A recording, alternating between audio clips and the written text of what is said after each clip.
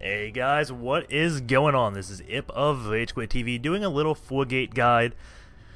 I'm still watching the GSL. I decided I would learn how to 4-gate, and I'm just going to be showing you guys a little about 4-gating Do 1 in PvT, PvZ, and of course PvT. We'll be looking at StolenPanda's 4-gates because he did that 100 4-gate warp challenge and actually made it into Master League with it.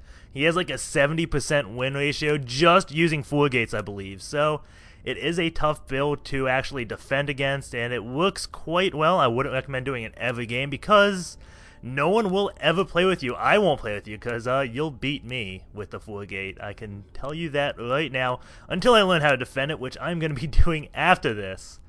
But let us go in the first game, and don't hate the messenger. Maybe instead of hating me, you can just subscribe to me and tell me what you want to know, because I'm going to try to make this a regular thing. Trying to do other builds, give people guides like, oh, how do you do this build well? Or how do you do this build well? How do you defend against this? What would you do? Then I'll make guides and kind of help you out. Since it's not a regular cast, I'm going to put it on faster ×2. We do see StolenPanda. He is going to go for a 10 pylon, 10 gateway. This lets him get his 7X core out really quick to let him get the warp gate research. You can chrono boost a zealot and still have warp gates really fast. So at 11 food, he will be chrono boosting his probe. Actually, yeah, there it goes. Chrono boosting, building the gateway at 10.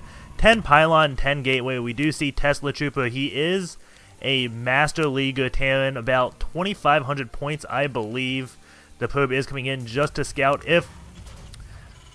Honestly, if you're playing on 4-gate, you don't have to scout Terran because, well, it's not going to change a thing. But StolenPanda, he may be changing what he wants to do. I always say don't worry about scouting if it's not going to change anything you do, because StolenPanda always goes this one build because he is just testing it out, what it works against. But if you see a Terran player doing like a early wall off, you may want to proxy a Stargate, get a Void Ray, charge up on these destructible rocks, then go hit the supply depot. If there's Marines, you can probably take out a few Marines just cutting back and forth because you have shields. They don't regain health yet. And we do have that 7X core coming down really fast. If you missed the timing, don't worry, I'll be going over the timing next game. I just want to show you this build, and then we'll talk about a little more of how he does it. He does pretty much the same thing in both this game and the next game, and probably all the other games, as it's been working out so well for him. Chrono boosting a zealot. That zealot is just going to be checking for any type of bunkers or proxy laxes. Probably bunkers, I would say. But yeah, just checking for the cheese with his zealot, getting a stalker out too. So he gets a zealot and stalker, and then he's gonna 4-gate. So he's gonna have 6 units really quickly. I would almost say sometimes I get the sentry first, just because the stalker, well, while it's good, it can kill that scout really quick. The sentry actually is more valuable over time. So if you get the sentry first, by the time you do a push, he may actually have 100 energy and be the use of 2 sentries. So something to think about. I'm not sure if he had 100 gas actually, so maybe that's why he goes to stalker first. But sometimes getting that sentry early does help. You want to whoop those in before you attack, and generally as early as possible, just so you have the energy on him. He is going to move out with that 1 stalker, 1 zealot. It does force Tesla Trooper to build a bunker, and he is doing just a 1-1-1 build. And generally bunkers do stop 4-gates fairly well if you can get back to repair them and they don't have any sentries to do a force field. But we do see StolenPanda, he is moving out, and what did Tesla Trooper see? He's going to get in that bunker and shoot the stalker. He doesn't know it's a 4-gate, but it's against Protoss, you can almost always assume. The one thing I don't like about StolenPanda this game, he's placing the pylon back here. I would much rather see him place it up here and then just do kind of a contain. And periodically poke up with his stalker, shoot the bunker twice, poke back, poke up, shoot back. Because his shield's going to recharge, he's going to be forcing Tesla Trooper to either take damage on his bunker or lose money and mining time to repair the bunker. So I'd really love to see just a contain poking, because, well, Protoss players who do the poking generally do a lot of damage.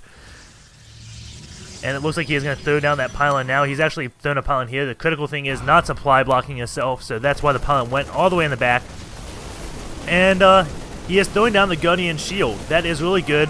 he did let his sentries get that energy for Guardian Shield, because Marines only do 5 damage to Stalkers or Zealots, because, let's take a pause real quick before they all die, because StolenPanda is about to win this game. The Marine does 6 damage total, but the Zealot has 1 armor, Sentry has 1 armor, Stalker has 1 armor, so they pretty much do 5 damage to all these units. However, once that Guardian Shield does go up, it's going to reduce the damage by 2. So they're only going to be doing 3 damage from 5, which is lowering it by 40%. So Guardian Shield does make a big difference when you're dealing with Marines. And you're about to see something that will happen a lot if you start 4-gating. Yes, the rage quit, because no one loves getting 4-gated. It is a horrible feeling, because people think you can do it with no skill, and you can make mistakes doing it and still just win, because it is a strong opener. But there are easy ways to defend against it if you see it coming and react accordingly.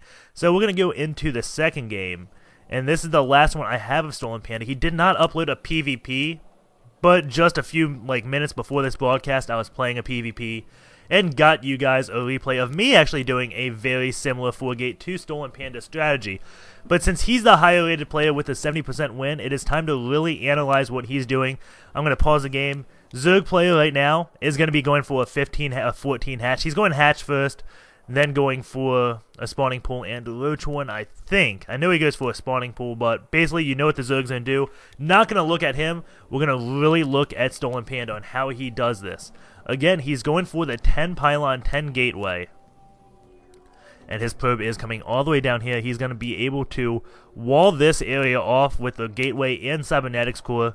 We'll let him transition into an early expansion. I really like that. And also, once this wall completes, people can't get into your base. Then you can take out these rocks, and you have a opener outside. This base is no longer really mining. This base is the one you want to protect with all costs, or the middle line you want to protect at all costs. So it's really nice to make this your front door once you hit that mid-game. But going back to StolenPanda, as soon as the pylon finishes, he throws a chrono boost on his Nexus to get some probes out. This is going to be the only chrono boost he uses on his Nexus, I believe. The next one will be used on his gateway to ensure he gets units out quickly. I don't know if you actually need that on the gateway units, but StolenPanda does have good use with that. It can kind of trick the opponent to think you're actually doing a 10-gate rush, because the 10-gate is normally a 1 zealot rush at your opponent, taking advantage of whatever you can. But StolenPanda is not doing the 10-gate zealot rushes. He is going for the 4-gate that Assimilator does finish. He does build that right after the gateway. And here we go. The cybernetics core goes down right at 15.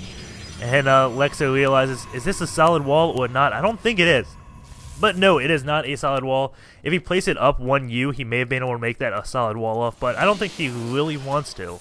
And we have him chrono boosting that zealot out like we always see. Not building any probes right now. So let's pull up this production, see when the next time he builds probes.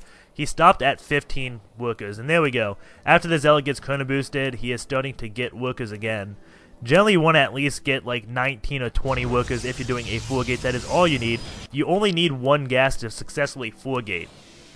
The Zerg player is about to steal the gas, and that's probably going to stop StolenPanda from getting a lot of sentries and stalkers. He can't really get both, because 1 sentry is 100 gas, the stalkers are 25 gas.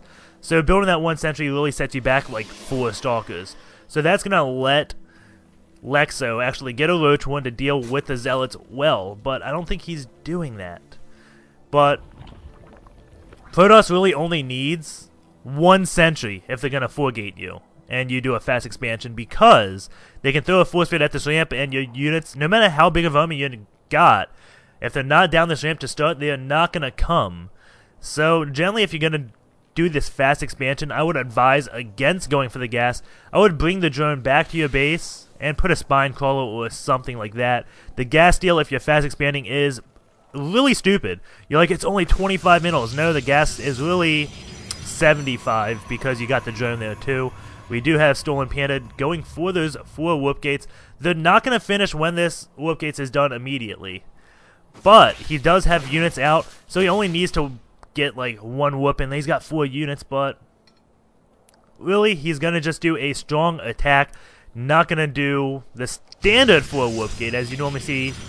Goes to the base, whoops in 4 units. No, he is putting a pylon here. That's going to let him whoop units down here on his way over.